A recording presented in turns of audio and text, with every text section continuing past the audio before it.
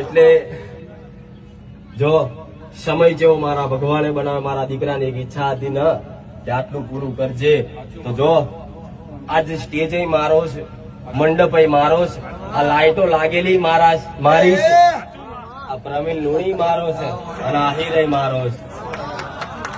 નહીં કોઈને કદાચ આમંત્રણ આલી કે કોઈને બોલાયા, ખાલી હુકમ કર્યો હું મેલેડી બોલાવું છું ને હાજર થયા.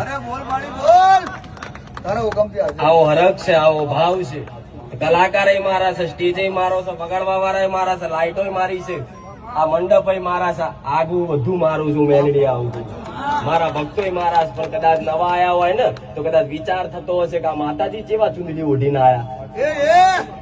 ભુવાજી એમના દીકરાનું મોઢું ચમ ના બતાવો, તો મારા દીકરાનું મોઢું જોવું હોય ને તો બધા આવે છે યુટ્યુબ પર, જોઈ લેજો.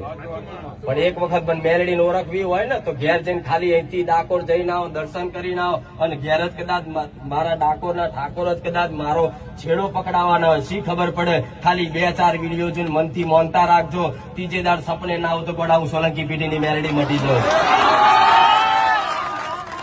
આ તો અનુભવની વાતો છે. ગમે તેટલા મારા વખાણ કરું, દુનિયા એમને મૂર્ખ નહીં.